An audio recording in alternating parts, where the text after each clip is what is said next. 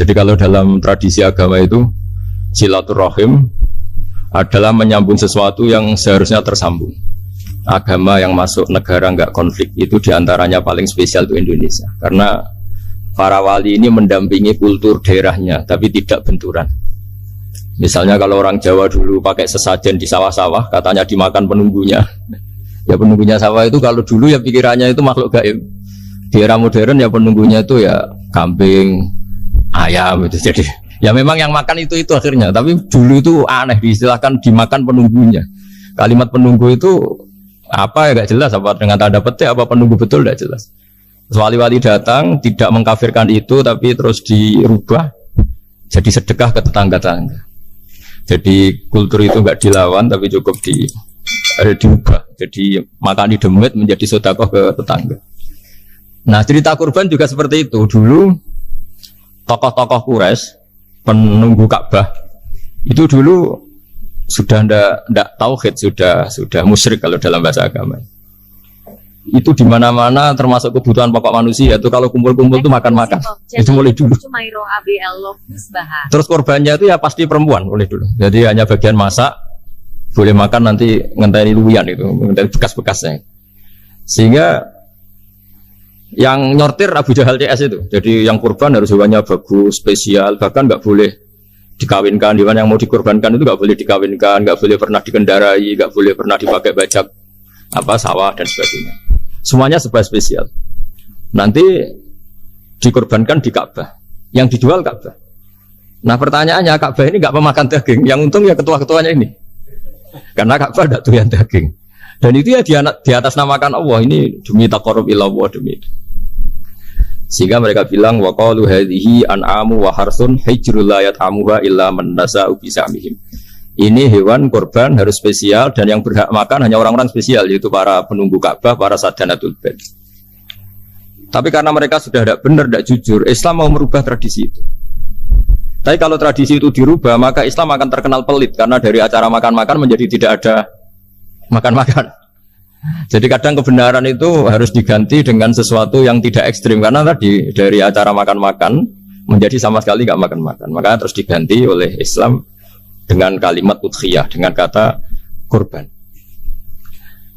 Nah kenapa itu harus terjadi? Karena kurban itu sebetulnya syariatnya Nabi Ibrahim, di mana orang Mekah itu memang turunan Nabi Ibrahim, sehingga sisa-sisa makan-makannya masih. Cuma mulai ada melenceng, ada sesajen, ada khurafat, ada bid'ah. Kemudian itu mulai masalah. Terus Rasulullah Muhammad SAW datang ingin benahi itu. Tapi yang dibenahi adalah menghilangkan kemusyrikannya, bukan makan-makannya. Akhirnya diganti oleh udhiyah.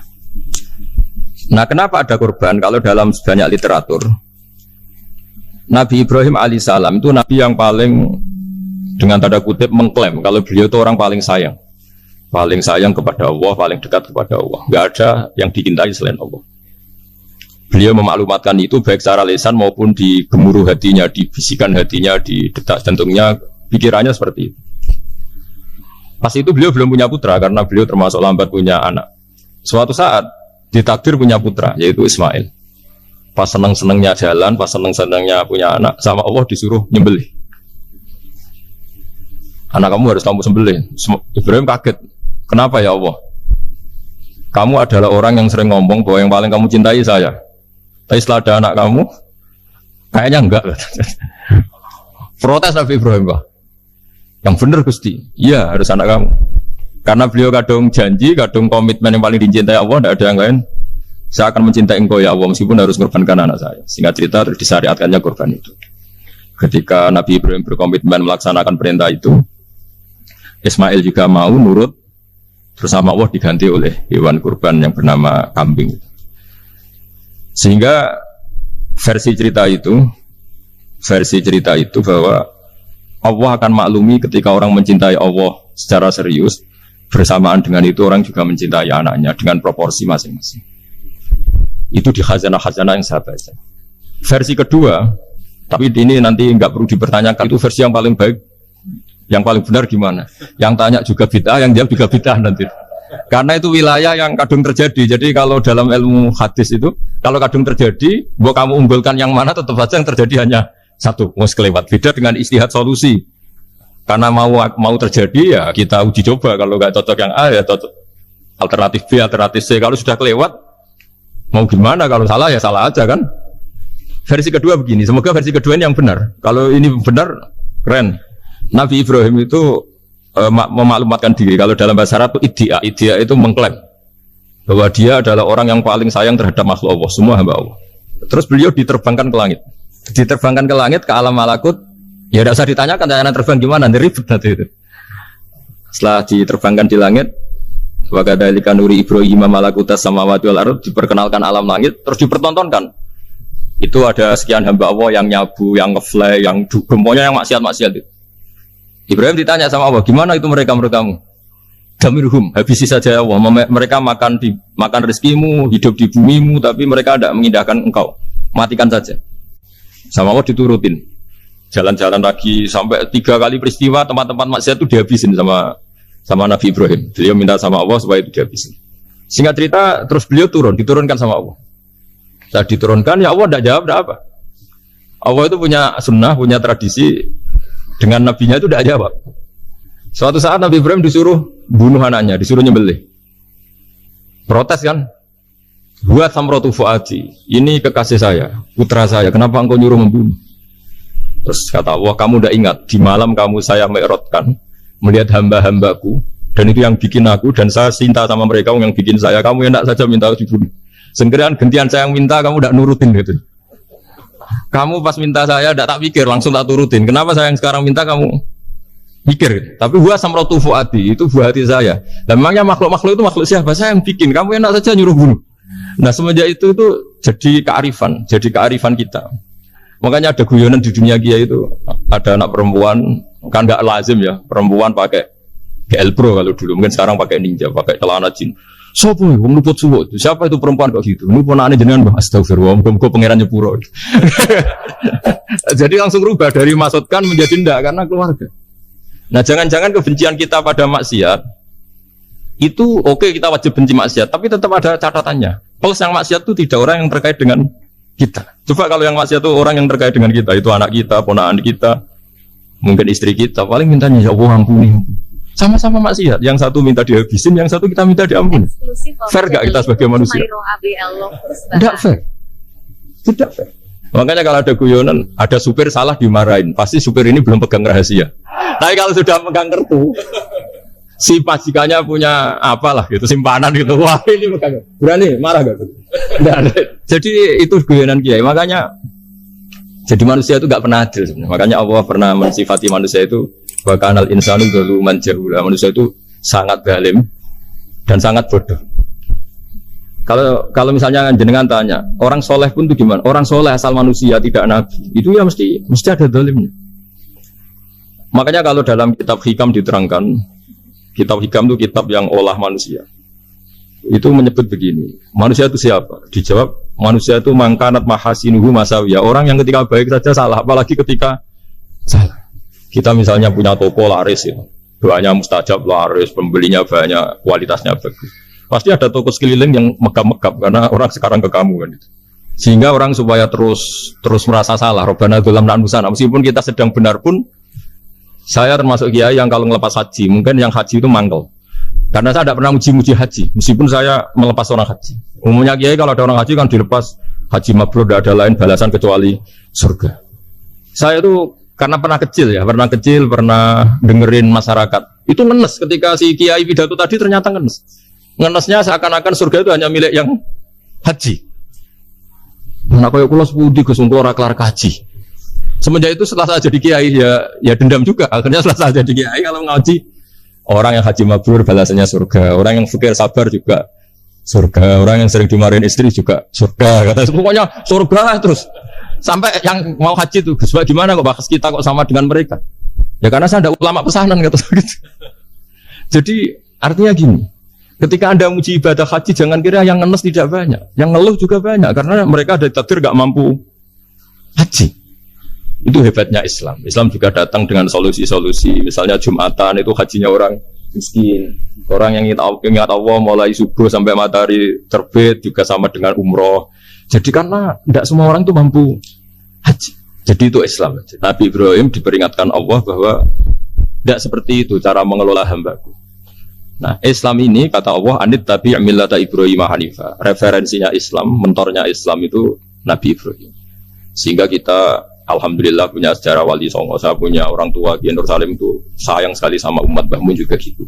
Karena memang agama ini itu kalau masalah kebenaran itu serius, tapi di balik kebenaran ini yang perlu dicatat oleh semua yang mencintai agama ini, bahwa Allah itu tidak butuh taat kita.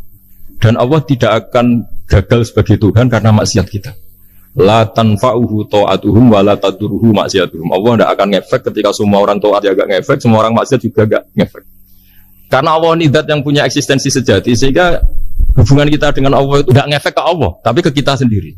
Sehingga mereka lebih rileks karena nggak merasa harus mati-matian bela Allah. Allah tetap Al-Qayyum, zat yang bisa berdiri sendiri. Sehingga di kitab-kitab itu ada bab namanya Mizahun Nabi, guyonan-guyonan Nabi. Itu ada babnya sampai di kitab Ihya masyhur itu. Suatu saat ada orang sepuh sowan ke Nabi, karena sudah sepuh. Beliau pamit, kira-kira jam segini pamit, ya Rasulullah saya mau pulang karena nanti kemalaman. Karena beliau jalan kaki yang orang sebut. Kata Nabi, ya tenang saja di sini, nanti pulang kamu udah jalan kaki. La ahmilan naki alab innakoh, nanti kamu tak naikkan anaknya unta. Pikirannya orang sebut tadi namanya anak unta itu ya kecil.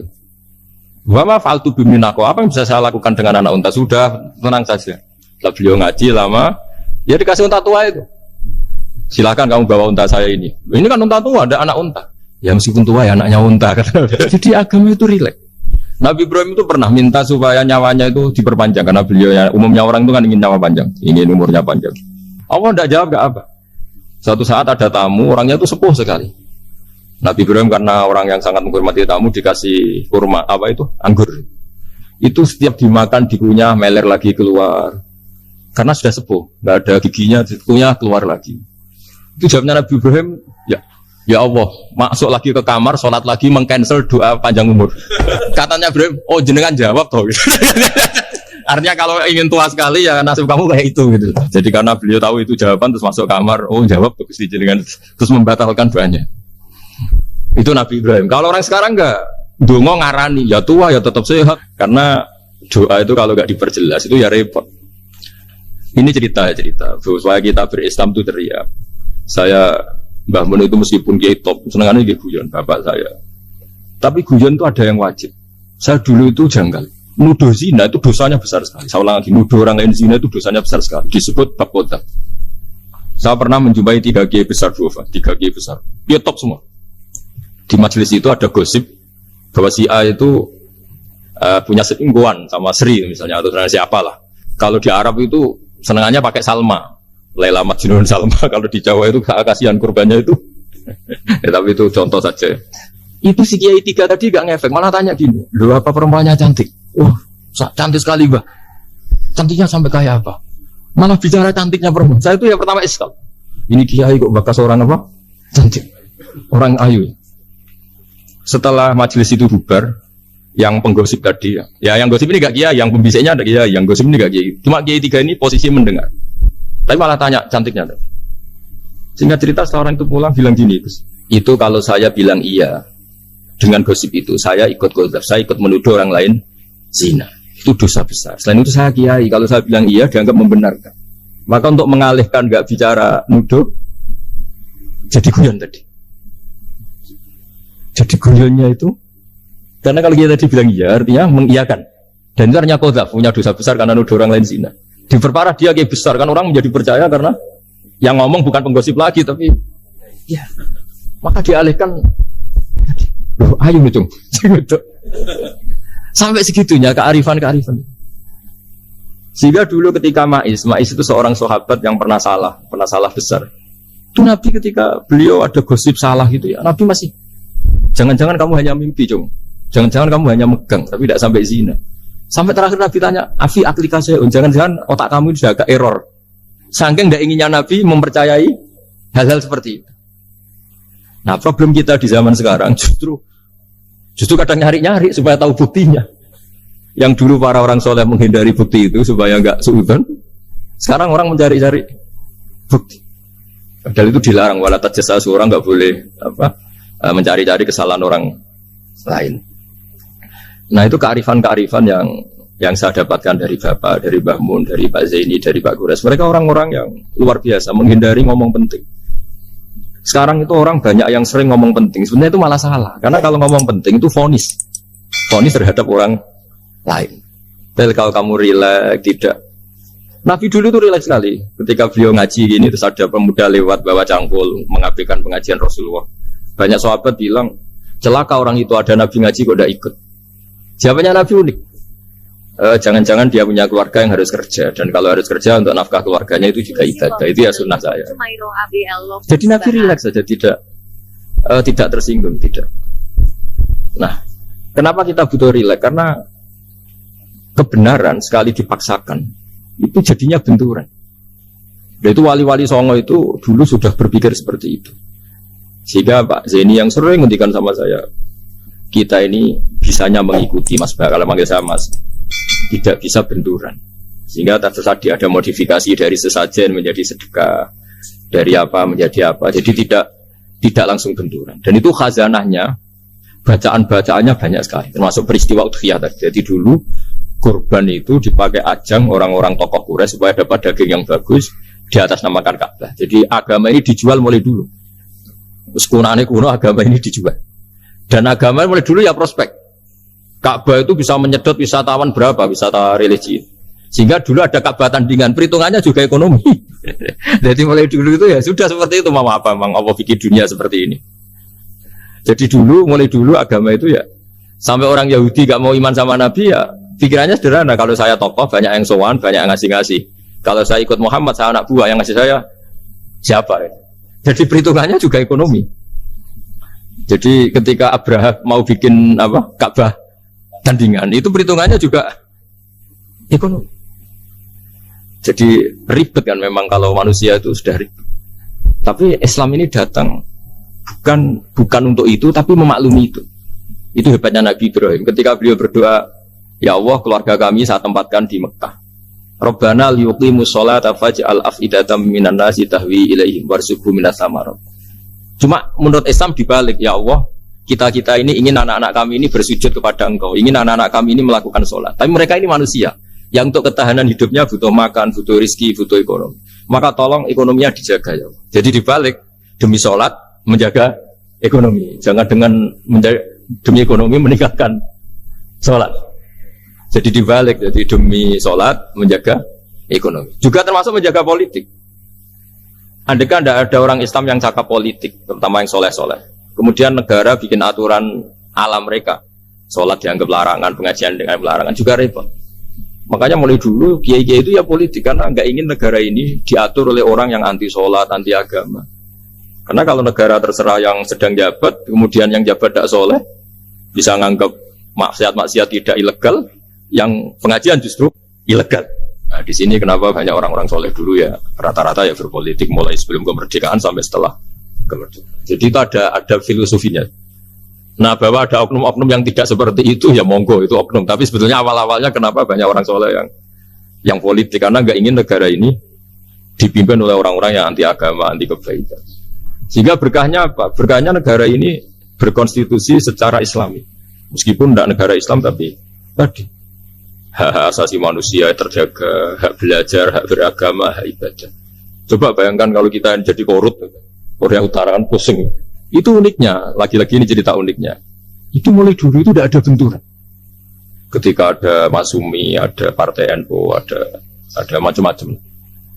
Muhammadiyah datang di Jogja itu Mbah Ahmad Dahlan itu teman dekatnya Mbah Hasyim. Saya tahu banyak tentang, namanya dulu Mbah Darwis. Itu dulu ngajinya sama pernah buyut-buyut Qiyami di sini. Dulu ngaji Mbah Soleh Darat, Mbah Ahmad Dahlan sama siapa itu Mbah Hasyim. Ketika di Mekah yang Mbah Ahmad Dahlan ngaji Syekh Khotib Minangkabau itu ya sama Mbah Hasyim. Nah kebetulan Mbah Ahmad Dahlan hidup di Jogja yang zaman itu sudah khurafatnya kayak apa, karena ada sistem agama yang sangat, menurut beliau sangat jauh dari Islam yang murni. Terus beliau revolusinya seperti itu. Yang Mbah Hasyim nempat di Jombang. Nah itu kan murni ilmu sosial, murni muqtadul khalq. Terus beliau punya metode yang berbeda, tapi nggak masalah, mulai dulu nggak masalah. Kemudian jadi kalau yang kadang-kadang memasalahkan tuh ya memang yang nggak tahu masalah. Sebenarnya dulu itu ya biasa aja, karena ya itu urusan metode, urusan. Saya teruskan masalah ukhiyah. Jadi yang diceritakan Nabi Ibrahim tadi bahwa benci seseorang kita atas namakan maksiat itu tidak segampang itu. Karena jangan-jangan kebetulan yang maksiat itu keluarga kita. Apakah kita punya kebencian yang sama saat yang maksiat itu keluarga kita, atasan kita, teman kita? Ya kayak tadi. Kalau saya corong jodi belenjani janji, ada orang janji sama saya nggak tepat waktu, saya bisa marah, itu pasti sebabnya jelas. Itu bawaan saya nggak berjasa sama saya. Kalau kata dokter Klik nggak cantik. Intinya Nabi Ibrahim itu coba kalau yang maksiat itu anak kamu berharap saya ngasih tobat kan, bukan langsung tak habisin kan.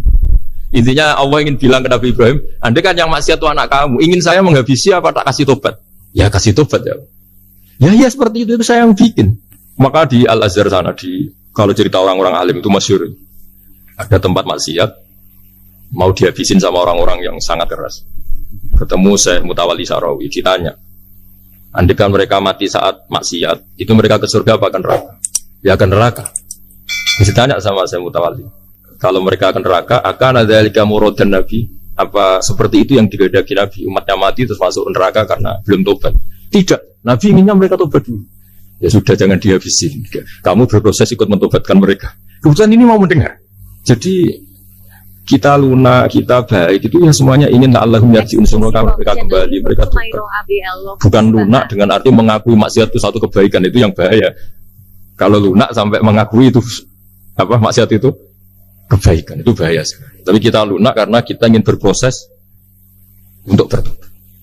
Karena tadi kalau kita punya nurani itu mesti, andai kan yang maksiat itu anak kita atau teman dekat kita atau orang yang berjasa sama kita, apa kita bisa tegas? Kira-kira gimana? Waqat adabbahu ta'ala khalilahu Ibrahim fi ba'di mawatinihi al-azimah. Jadi Allah kalau dalam bahasa Arab memberi teguran itu namanya takdib. Makanya kalau orang nakal itu, kalau orang Jawa bilang kurang ajar. Sebenarnya ajar itu kan tahun ajaran baru. Ajar itu kan barang baik. Ya kan disebut tahun ajaran baru. Pengajaran, ajar itu kan barang. Jadi kalau kurang ajar berarti kurang baik. Itu bahasa Arabnya orang yang kurang ajar perlu diajari. Itu kalau orang Arab bilang ditakdib, diwarai toto kromo, diadabkan. Jadi belum punya adab diadabkan.